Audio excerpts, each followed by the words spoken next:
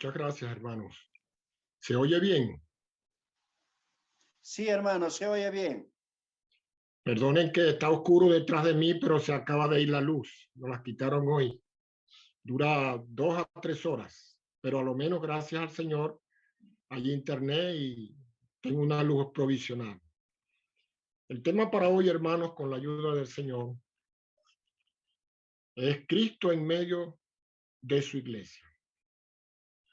Pero antes de entrar al tema, eh, es necesario conectar a la persona del Señor Jesucristo, aunque no voy a tocar mucho de ello, pero sí mencionarlo, la promesa del Espíritu Santo. Y quiero leer algunas escrituras, hermanos, para conectarlo con el Señor.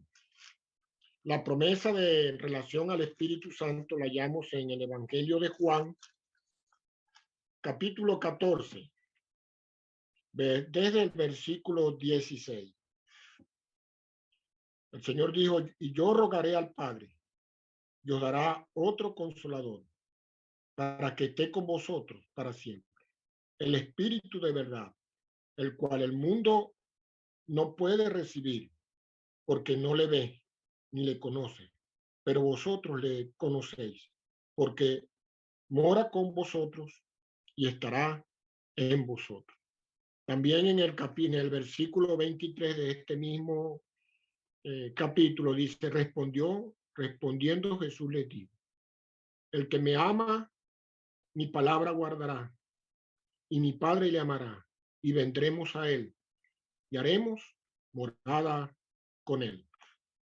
Ahora, este cumplimiento de la venida del Espíritu Santo, todos conocemos en Hechos de los Apóstoles, capítulo 2, cómo se cumplió la palabra del Señor y la venida del Espíritu Santo.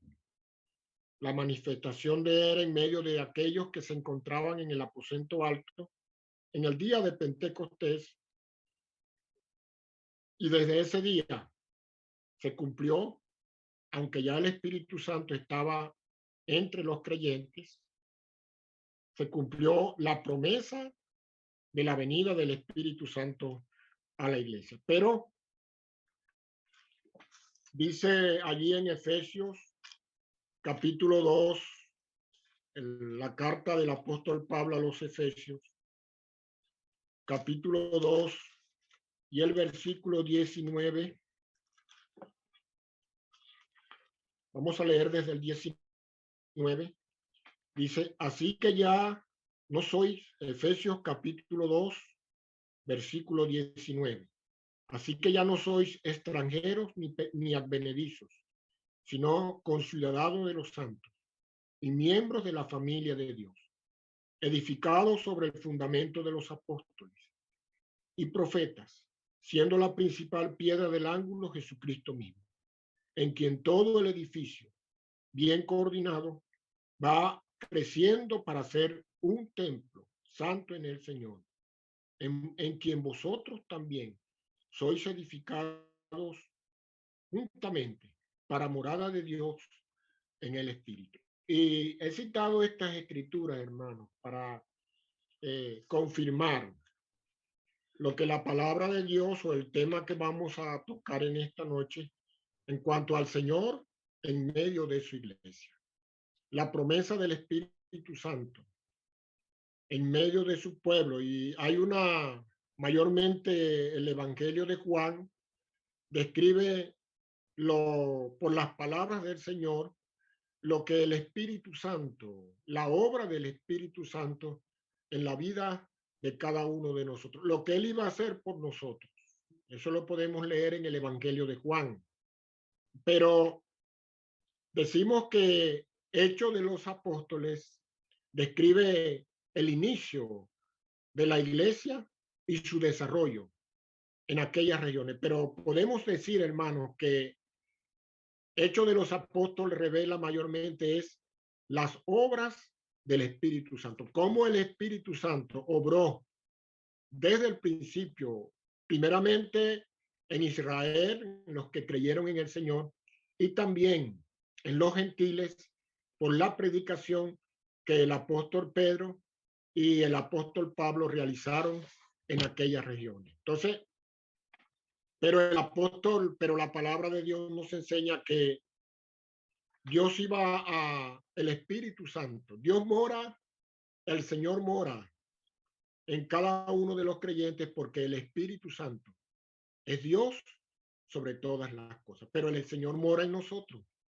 Como él mismo nos lo cita en su palabra, nos lo confirma la palabra de Dios. Pero quiero, hermanos, leer con la ayuda del Señor en esta noche para el tema en el libro de Apocalipsis, capítulo 1, desde el versículo 9. Apocalipsis, capítulo 1, desde el versículo 9. Yo, Juan, vuestro hermano y copartícipe vuestro en la tribulación, en el reino y en la paciencia de Jesucristo, estaba en la isla llamada Patmos por causa de la palabra de Dios y el testimonio de Jesucristo.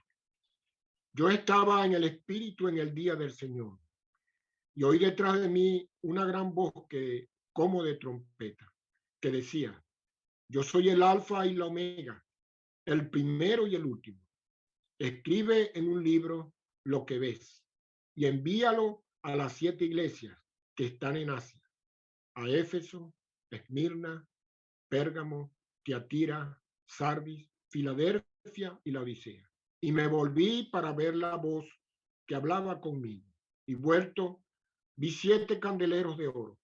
Y en medio de los 7 candeleros, a uno semejante al Hijo del Hombre, vestido de una ropa que llegaba hasta los pies y ceñido por el pecho con un cinto de oro.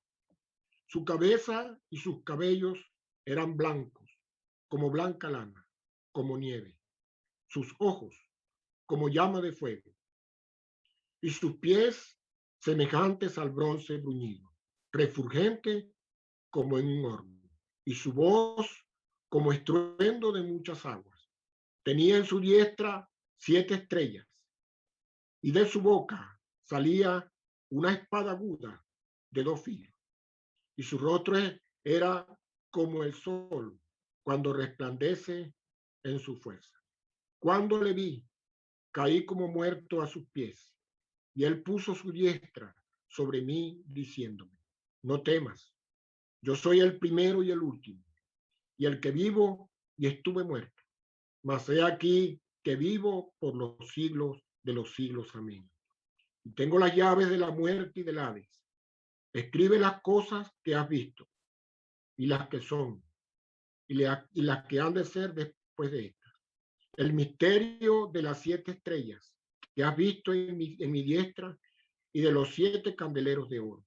Las 7 estrellas son los ángeles de las 7 iglesias, y los 7 candeleros y los candeleros que has visto son las 7 iglesias. Hasta aquí, que el Señor bendiga su palabra. Amén. Bueno, hermanos, como hemos leído en este capítulo, en el libro de Apocalipsis, como dice el versículo 1, el libro de la revelación de Jesucristo. Pero encontramos aquí una visión que el apóstol Juan tuvo del Señor.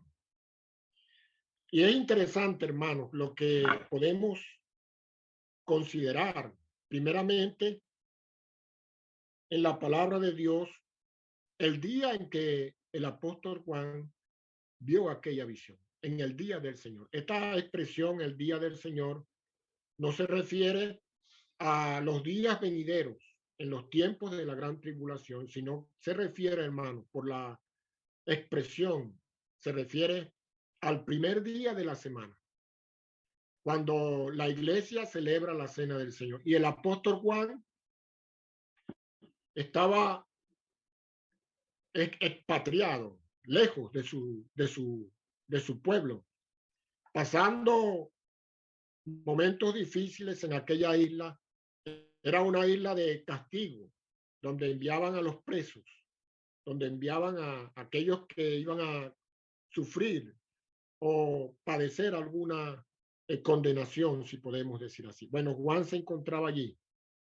Pero es interesante, hermanos, que en el día del Señor, él estaba en el Espíritu. Había una comunión. Y lo primero que quiero resaltar, hermanos, es que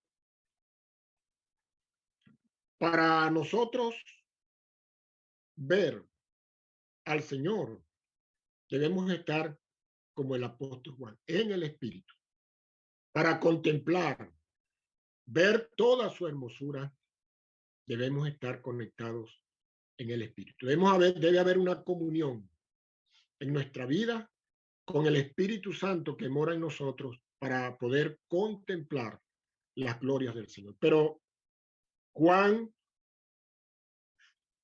oyó una voz detrás de él, una voz como de trompeta. Y él dice que se volvió. Y quisiera, hermano, detallar lo que Juan vio. Al voltearse a mirar aquella voz que estaba detrás de él. Y con esto, hermano, con la ayuda del Señor, poder así aprender en esta noche de la presencia del Señor en medio de su pueblo. Juan se volteó, pero lo primero que vio fue 7 candeleros de oro. 7 candeleros de oro.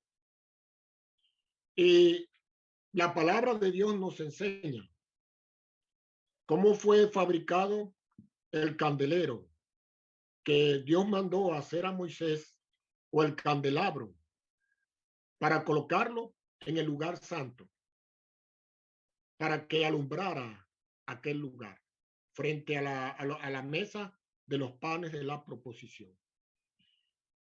Y aunque aquí habla de los candeleros, 7 candeleros, podemos hacernos la figura de cómo aparece en el libro de Génesis, o podemos hacernos la figura de un candelero. Pero lo interesante, hermanos, es que era de oro. Y el candelero en el Antiguo Testamento, en el libro de Éxodo, nos dice cómo fue fabricado. Fue fabricado a martillo.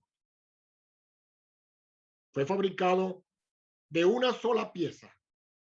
A martillo no podía ser añadido. Debía ser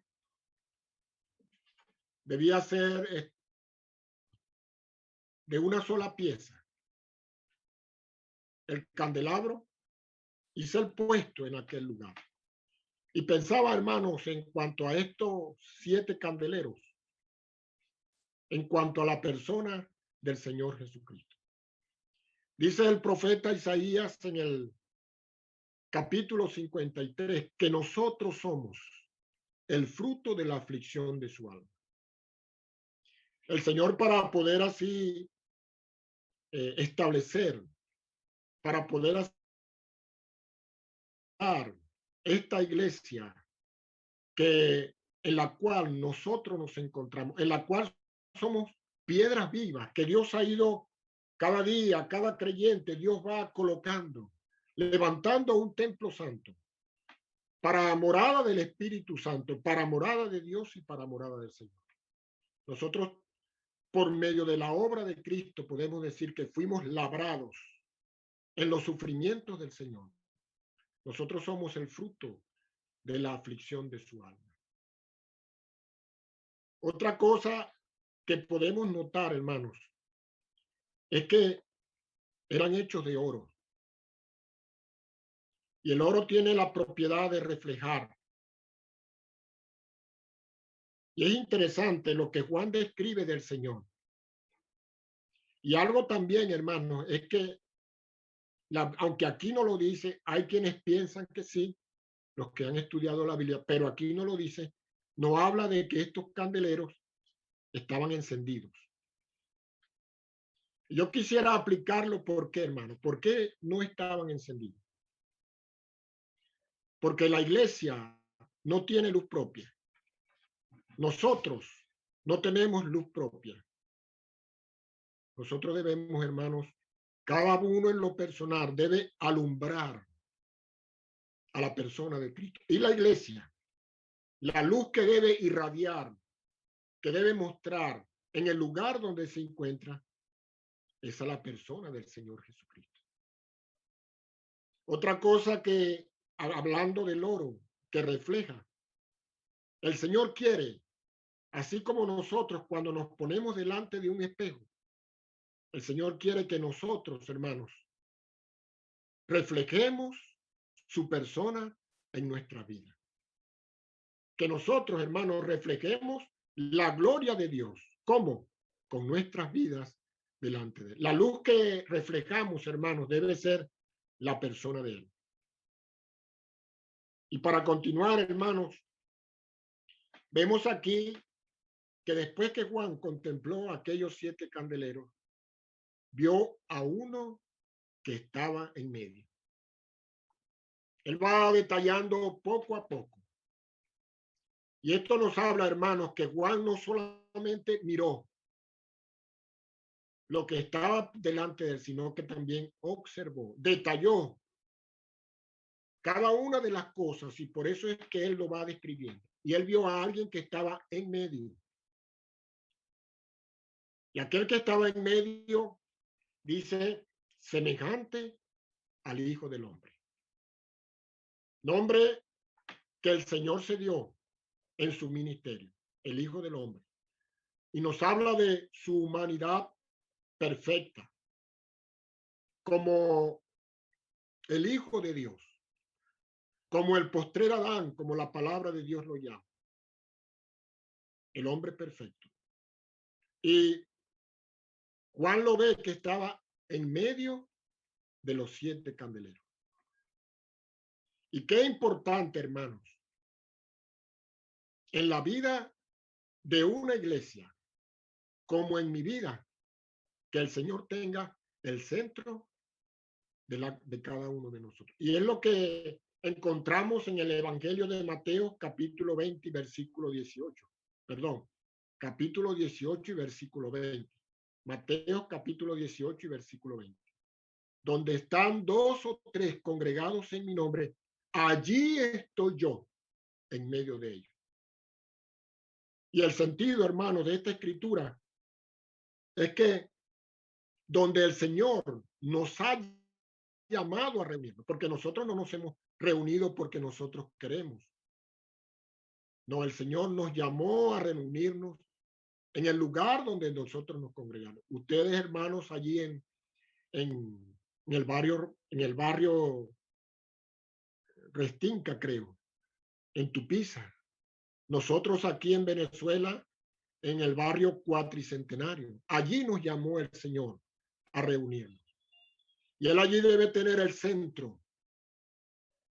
Y esa expresión, donde están 2 o 3 congregados en mi nombre, allí estoy yo en medio de ellos, no habla de su autoridad, de su señorío, donde la palabra de Dios se guarda, donde Él tiene, como la palabra de Dios nos dice y como aprendimos, donde Él es la cabeza del cuerpo, que somos cada uno de nosotros.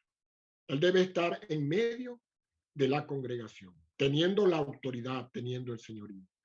Pero vio a un hombre, nos habla de su vida, de su humanidad, como aprendíamos en el ministerio pasado, en cuanto a la responsabilidad de él como sumo sacerdote, que nos conoce, que conoce nuestras debilidades, que sabe todas las cosas. Pero también, hermanos, podemos decir que después que contempló a aquel que estaba en medio. ¿Y cuál es el propósito? A lo menos 2 escrituras que quisiera citar, hermanos, en cuanto a la posición del Señor en medio. Y digo 2 escrituras porque así lo expresa el escritor a los hebreos. en el capítulo 2 y el versículo 11. Hebreos capítulo 2 y versículo 11 dice, porque al que santifica y a los que son santificados, de uno son todos, por lo cual no se avergüenza de llamarlos hermanos, diciendo, anunciaré a mis hermanos tu nombre. En medio de la congregación te alabaré. Y otra vez, yo confiaré en él. Y de nuevo, he aquí yo y los hijos que Dios me dio. Entonces, el Señor está en medio con el propósito, hermanos, de que nosotros glorifiquemos a Dios por medio de él, que cantemos alabanzas, que, que manifestemos su palabra, porque nosotros, la iglesia, como dice la palabra de Dios, estamos puestos para anunciar a las potestades superiores, a los ángeles y al mundo la gracia de Dios que se ha manifestado en nuestra vida. Los ángeles miran nuestro comportamiento en medio de la congregación, donde el Señor tiene el señorío. Pero Juan también vio de él, dice, versículo 13, dice la segunda parte en relación al Hijo del Hombre, vestido de una ropa que llegaba hasta los pies. Nos habla, hermanos, de la ropa del sumo sacerdote. Y quiero leer, hermanos, en el libro de Éxodo, capítulo 28. Éxodo, capítulo 28. En cuanto y versículo 1. Éxodo, capítulo 28, versículo 1. Harás llegar delante de ti a Aarón, tu hermano, y a sus hijos consigo, de entre los hijos de Israel, para que sean mis sacerdotes, Aarón, Nabat, Abiú, Eleazar e Itamar, hijos de Aarón, y harás vestiduras sagradas a Aarón, tu hermano, para honra y hermosura. Nos habla del vestir, pero nos habla de la dignidad del Señor. Aarón fue consagrado para el ministerio. Bueno, el Señor es ministrador de un nuevo pacto establecido en su sangre, de la cual, hermanos, nosotros, cada uno de nosotros somos la pieza fundamental de este ministerio. Porque el Señor está en el cielo, pero nosotros debemos, como ya he manifestado, hermanos, reflejarlo a Él en medio de la congregación y en medio de nuestra vida. Nosotros debemos, hermanos, reflejar su dignidad. Y algo interesante, hermanos, el aprecio que nosotros tenemos de la casa de Dios. Sabemos y entendemos, hermanos, que el lugar donde nos congregamos, esa edificación de paredes, no es la iglesia. Ese es el lugar donde la iglesia se reúne, porque la iglesia somos nosotros, cada uno de nosotros. Pero el aprecio que yo tengo de la casa de Dios, porque como la palabra de Dios nos enseña, yo soy morada y usted, hermano, es morada del Espíritu Santo. ¿Cómo es mi andar? ¿Cómo es mi vestir? Delante de mis hermanos, delante de mi prójimo, de mi familia. Las vestiduras nos hablan de honradez. Y nosotros, hermanos, debemos mostrar esa honradez del Señor, esa dignidad del Señor en nuestra vida, porque Él nos ha salvado, Él nos ha redimido y por eso la palabra de Dios nos llama a consagrar nuestras vidas todo el tiempo de nuestro peregrinar. Seguir el ejemplo del Señor, procurar hermanos, vivir como él anduvo. Y esto, hermanos, no para que nosotros nos gloriemos y nos sintamos que somos alguien en el Señor. Esto es, hermanos, para gloria y honra del Señor. Las vestiduras nos hablan del sacerdocio, de honradez, de honra, de gloria. Y el Señor nos ha dado eso, hermanos, nos ha dado honra y gloria desde el día que recibimos a Cristo como nuestro Salvador personal. Pero también dice la palabra de Dios que pudo detallar que tenía un cinto de oro, que lo tenía ceñido a su pecho. Y la palabra ceñir nos habla de apretar, de ajustar. Y voy a aplicar esta escritura, hermanos, en relación a las pruebas. La palabra de Dios nos habla de que allí en Primera de Pedro, de que nosotros somos probados. Somos probados como el oro.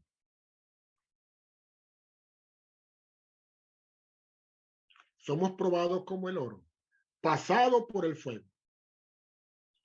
Y pensaba, hermanos, en la obra del Señor. El oro, el cinturón en el pecho, se dice que era se lo colocaban los reyes como una distinción. Pero el oro nos habla de la prueba. Y pensaba, hermanos, en las pruebas del Señor. Él fue tentado en todo.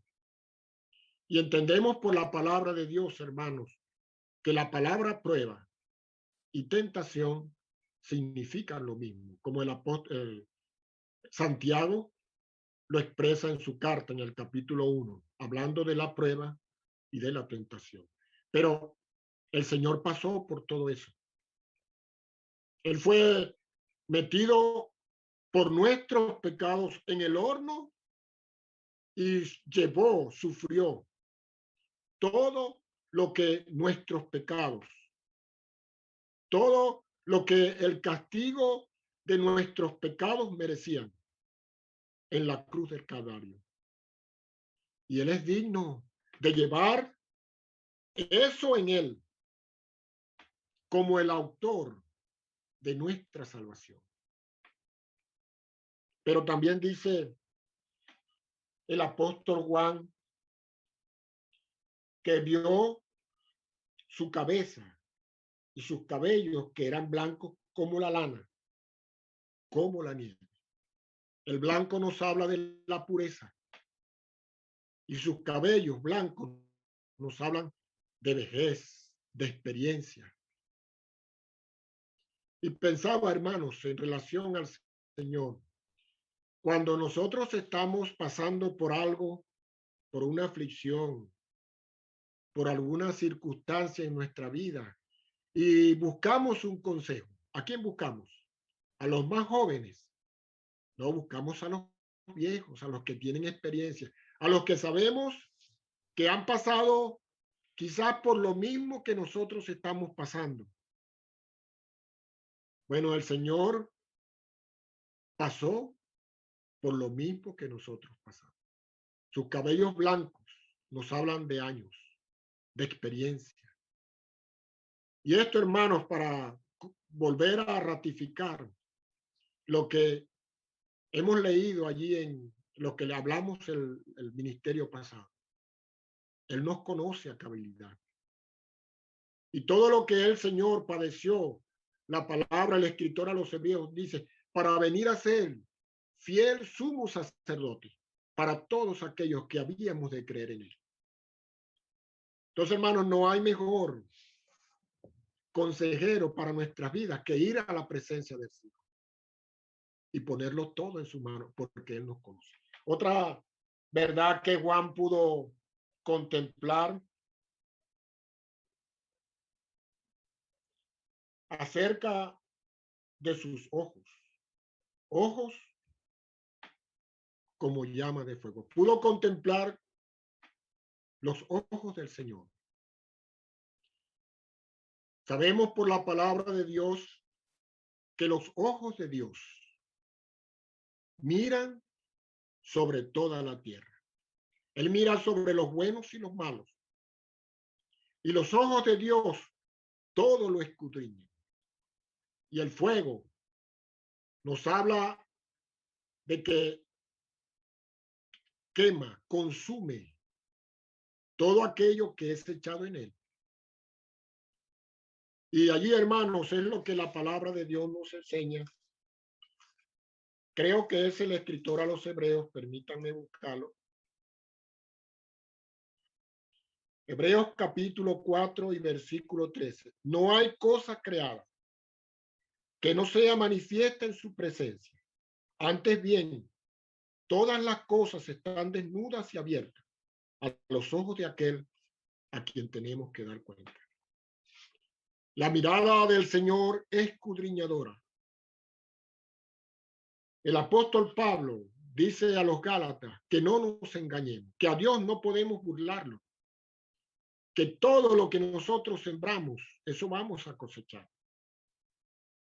Entonces, hermanos, no podemos escondernos delante de la mirada escudriñadora del Señor. Luego dice,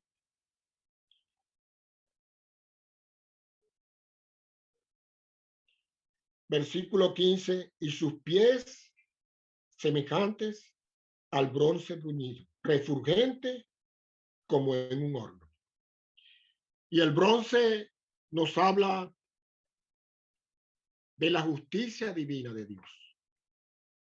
Y el bronce bruñido era aquel que era pulido y que reflejaba. Y cuando el bronce está en el fuego, en su mayor punto, él destella incandescencia, como cuando ebulle, destella incandescencia.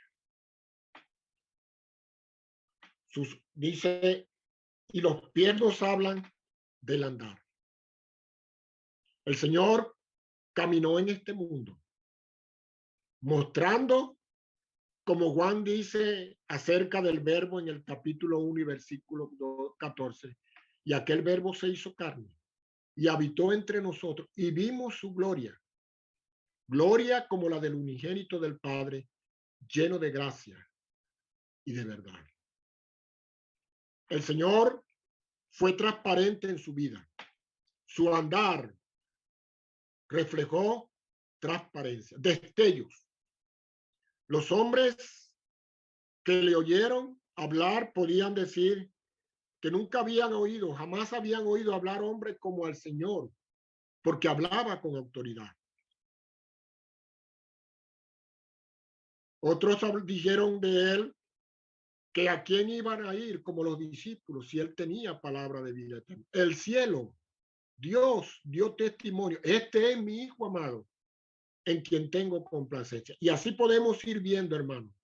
El mismo Pilato, cuando le estaba juzgando, él pudo decir que no había hallado nada digno de muerte en el Señor. Él era justo, pero la vida del Señor reflejó como un espejo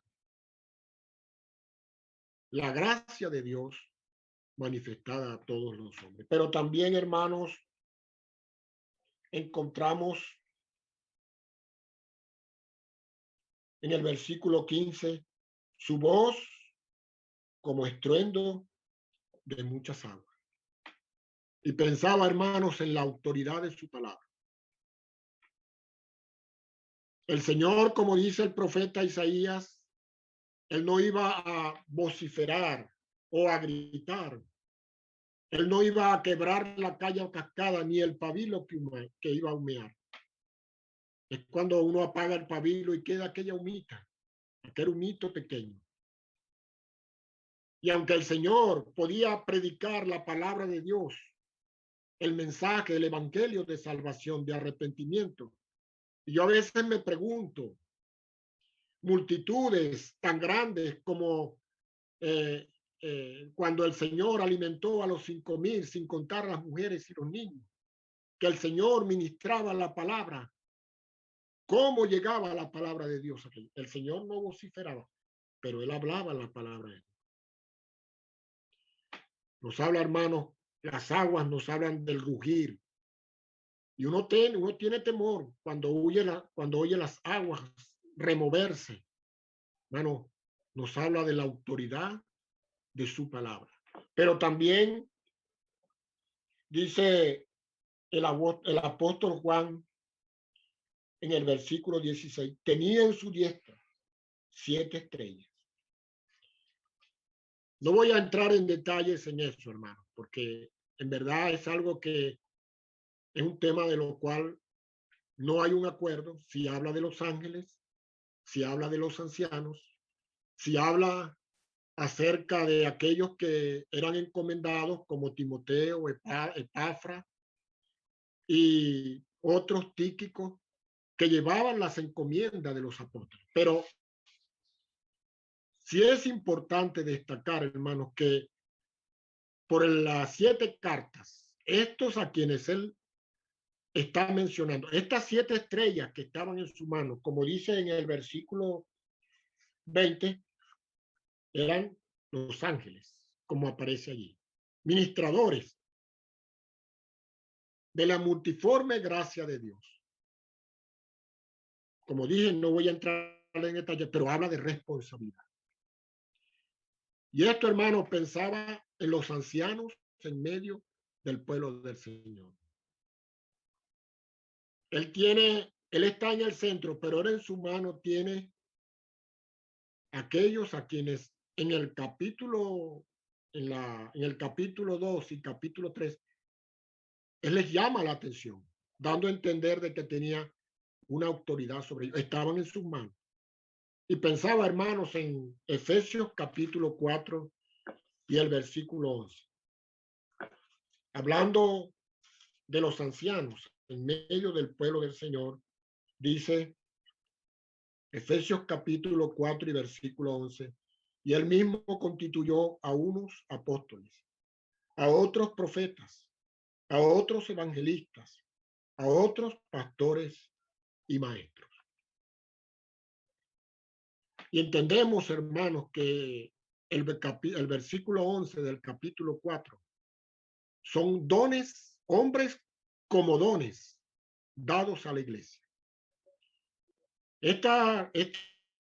Estos ministerios que encontramos en el capítulo 11 de Efesios, de la carta del apóstol Pablo a los Efesios, no son dones como encontramos en Primera de Corintios, son hombres dados a la iglesia para un ministerio específico y están en las manos del Señor bajo una responsabilidad. Y como dice allí en el Evangelio, en la epístola del apóstol Juan, del apóstol Pedro, cuando aparezca el príncipe de los pastores, hablando de nosotros en la responsabilidad de ancianos, él va a recompensar en cuanto a la obra que el Señor ha puesto en nuestra mano. ¿Y por qué aparecen estos hombres de responsabilidad en su mano? Porque allí estamos, hermanos. Nos habla del cuidado del Señor de una manera especial, voy a decirlo así, porque el Señor tiene cuidado de los pastores en medio de su pueblo, de una manera especial. Es una gran responsabilidad, hermanos. Aquellos que llevamos el peso de la iglesia en cada uno de nosotros. Pero el apóstol Juan sigue diciendo en el versículo 16, dice, de su boca salía una espada aguda de 2 filos. Y voy a citar, hermanos, lo que la misma porción de Hebreos, pero esta vez en el versículo anterior, en el versículo 12 del capítulo 4 de Hebreos, porque la palabra de Dios es viva y eficaz, y más cortante que toda espada de 2 filos, y penetra hasta partir el alma y el espíritu, las coyunturas y los tuétanos, y discierne los pensamientos y las intenciones del corazón. Y el apóstol Pablo, escribiendo a los Efesios,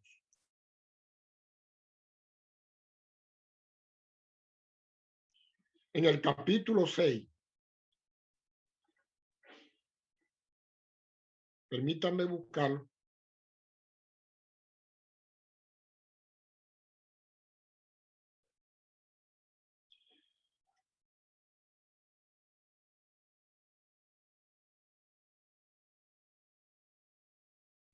Dice el versículo 17, y tomad el yelmo de la salvación y la espada del Espíritu, que es la palabra de Dios.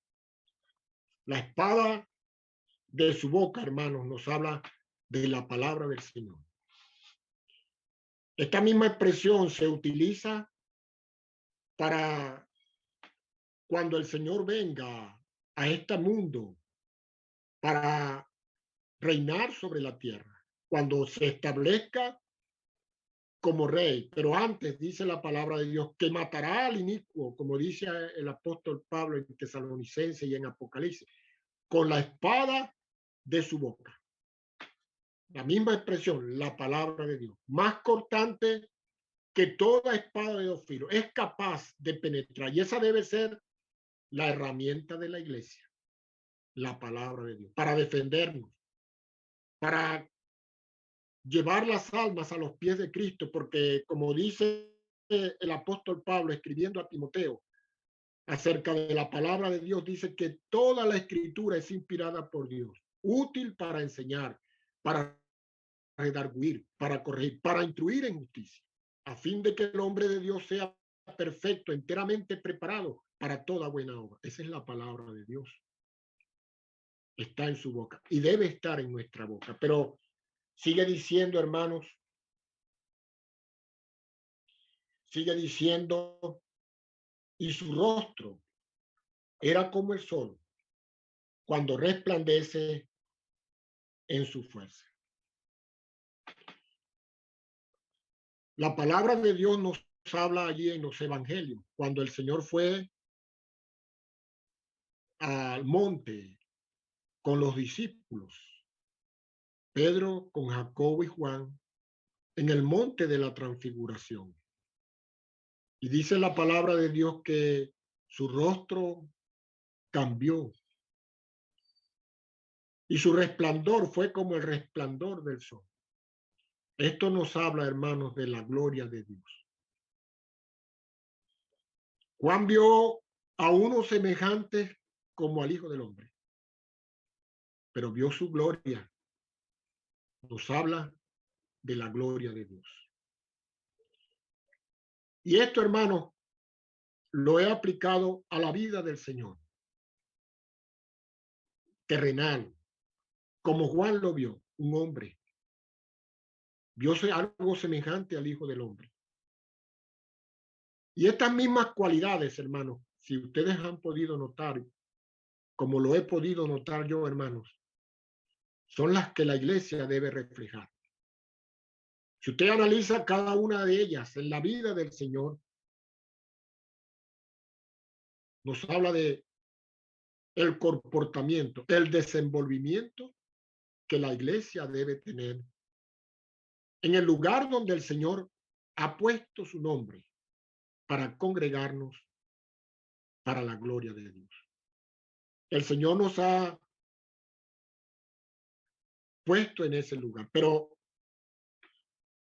algo que debe llenar mi vida, hermanos, y la vida de cada uno de nosotros fue la experiencia del apóstol Juan.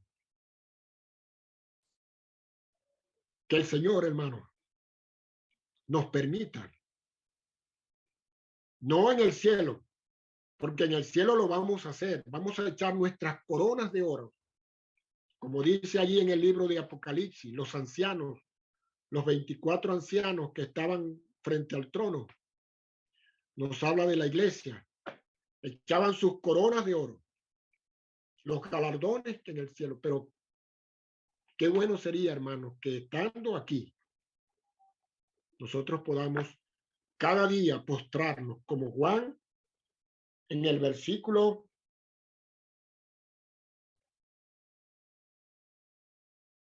17. Cuando le vi, dice, caí como muerto a sus pies.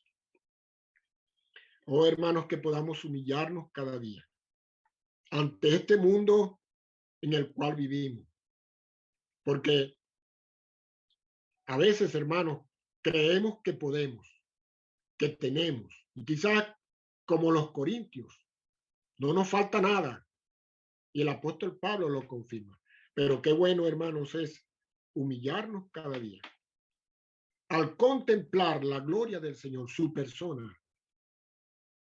Y hermanos, dejar que Él ponga su mano en nuestros hombros. No temáis. Somos débiles, hermanos. Somos flacos. No somos perfectos porque todavía no se ha cumplido plenamente nuestra redención. Hemos sido redimidos por la sangre de Cristo. Pero esta salvación ha de cumplirse plenamente cuando el Señor venga a buscarnos para llevarnos a su presencia. ¿Por qué? Porque esto que se corrompe por el pecado que mora en nuestra carne va a ser transformado a la imagen de la persona de nuestro Señor Jesucristo. Que podamos, hermanos, al contemplar, y cada vez que nosotros ahorita no nos podemos reunir, pero cuando nos congreguemos, sea Él la razón de ir al lugar donde Él nos ha llamado, congregarnos en su nombre para contemplar su gloria, verle a Él y poder, como hemos leído, el propósito de estar en medio de nosotros, alabar su nombre. Más que elevar nuestra voz, hermanos, elevar nuestra vida como frutos para gloria y honra de su nombre. Pero, hermanos, también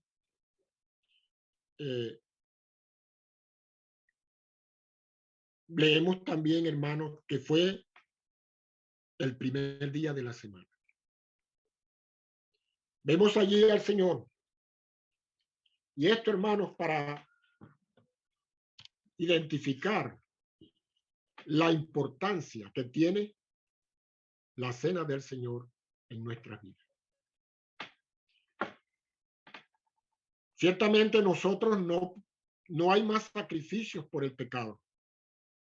Ya no hay sacrificios por el pecado, porque Cristo, nuestro Señor, se ofreció una sola vez y para siempre. Y Él entró, como la palabra de Dios nos enseña allí en el libro de Hebreos, por el camino nuevo y vivo que Él abrió dentro del velo. Y se presentó no con sangre ajena, sino con su misma sangre. Y nos ha dado eterna salvación en Él. Nos ha dado eterna salvación en Él. Pero pensaba, hermano, ¿por qué celebrar, a lo menos, por qué celebrar la cena del Señor cada primer día de la semana? El escritor, el apóstol Pablo, escribiendo a los Corintios en el capítulo 11, él dice que cada vez que comamos de este pan y bebamos de esta copa, capítulo 11, versículo 26, dice, así pues, todas las veces que comiereis este pan y bebiereis esta copa, la muerte del Señor anunciáis hasta que Él venga. El Señor, cuando instituyó la cena, dijo acerca del pan, después que los comieron, dice, les dio a comer, hacer memoria de mí.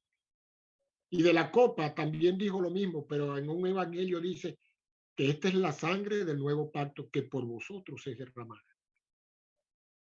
Cada vez que nosotros, hermanos, comemos el pan y bebemos de la copa, estamos recordando lo que el Señor hizo por nosotros en la cruz del Calvario. Y trae a nuestra memoria los sufrimientos del Señor y el precio que Él pagó por nuestro rescate. Entonces, eso me lleva a mí a considerar, hermano, mi vida desde el primer momento que salgo, que termina la cena del Señor, el culto de la cena del Señor, hasta el otro primer día de la semana. Y me llama a consagrar mi vida, 7 días sin panes y levadura, sin contaminación del mundo y del pecado que Él ofrece. ¿Para qué? Para apartarnos de la persona del Señor. Él no puede quitar nuestra salvación, pero sí puede estorbar nuestro camino y hacernos caer para que esa gloria que el Señor quiere que nosotros reflejemos se opaque en nuestro testimonio delante del mundo. Pero algo que consideraba también, hermanos, es la importancia de examinarnos para ir a la cena del Señor. Porque hemos leído allí en Apocalipsis, no solamente de la parte que corresponde a su humanidad, sino su posición en medio de la iglesia. Él no se escudriña, hermano. Y el apóstol Pablo, escribiendo a los corintios, claro, él habla de aquellas faltas que ellos tenían. Unos se adelantaban a comer el pan, otros se embriagaban, otros menospreciaban a los demás. Pero algo muy importante que el apóstol Pablo dice en dos ocasiones es que debemos examinarnos a nosotros mismos. ¿Para qué? Para comer así dignamente del pan y beber de la copa. Porque dice en el capítulo 10 y versículo 16, dice, la copa de bendición que bendecimos no es la comunión de la sangre de Cristo. El pan que partimos no es la comunión del cuerpo de Cristo. Hermanos, al comer nosotros del pan, estamos teniendo comunión con el cuerpo de Cristo, con su obra. No nos estamos comiendo el cuerpo de Cristo como la religión popular lo quiere enseñar. Que cuando ellos, a la persona come de aquella hostia y bebe de la copa, está comiendo el pan y bebiendo la copa de Cristo. No, pero tenemos comunión. Y cuando bebemos de la copa, hermanos, tenemos comunión con la sangre de Cristo. La importancia, hermanos, de celebrar la cena del Señor. Y Él está en medio de nosotros. Y aprendíamos, hermanos, en los estudios pasados, de que Él ha sido puesto por juez de vivos y muertos. De nosotros los creyentes. En dos ocasiones la palabra de Dios expresa esto. Y el Señor lo dice, el escritor a los hebreos lo dice. Nosotros somos hijos de Dios. Y como hijos, Él nos disciplina, Él nos reprende, Él nos castiga. ¿Para qué? Porque si no lo hiciera, dice el apóstol Pablo, no seríamos hijos. El escritor a los hebreos dice, no seríamos hijos, pero somos hijos, hermanos. Y porque nos ama, Él nos disciplina y nos reprende. Pero para evitarnos del Señor que nos tenga que disciplinar, hermanos, la palabra de Dios nos llama a examinarnos a nosotros mismos. ¿Por qué? Porque vamos a ir al encuentro del Señor. Porque si yo voy a la asamblea, hermano, a la iglesia, al local, y no voy teniendo presente que el que está allí en medio es el Señor, y que Él está allí, hermano, porque estaría dudando, estaría en incredulidad, estaría yendo por ahí, yendo por ir, por cumplir, para que no digan que soy un hermano dominguero, como dicen algunos. No, hermano, debemos ir con la visión clara en nuestros corazones que Él está en medio, porque es su promesa. Donde están dos o tres congregados en mi nombre, allí estoy yo en medio de ellos. Y vuelvo, hermanos, para terminar, haciendo referencia al candelero. El candelero no tenía, no expresa la escritura que había en él llama. Lo voy a tomar de esa manera. ¿Por qué, hermano? Porque la llama que cada uno de nosotros debe reflejar y la iglesia debe reflejar es a Cristo. Y el oro, yo me imagino cómo resplandecería esos candeleros con la gloria del Señor, su rostro como el sol, sus ropas como la nieve blancas, sus cabellos, perdón, como la nieve. Y pienso, hermanos, que su vestidura Aquel vestido era blanco porque así lo describe la palabra de Dios en muchas ocasiones. Bueno, y la palabra de Dios nos llama para que sean nuestros vestidos blancos. Vestirnos de nuevo hombre, creado conforme a la imagen de nuestro amado Salvador. Entonces, hermanos, el Señor está en medio de nosotros, buscando a su pueblo, pero nos está mostrando su gracia. Como hemos aprendido en, en las palabras anteriores, las cualidades, las virtudes que Él tiene sentado a la diestra de Dios y que son nuestras, hermanos. Debemos creer que son nuestras, nos pertenecen, porque Él lo alcanzó. Todo lo que el Señor usa, hablando reverentemente, todo lo que el Señor tiene, como dice la Escritura, había un gozo puesto delante de Él. Nosotros, hermanos, éramos su gozo. Todo el ministerio que el Señor tiene en la presencia de Dios, hermanos, es para ministrarlos para cada uno de nosotros. Y para aquellos que no creen también, porque la gracia de Dios es para todos, pero en especial, hermanos, es para aquellos que le hemos recibido como nuestro único y suficiente Salvador personal. Que el Señor nos ayude, hermanos, y Él bendiga su palabra. Amén.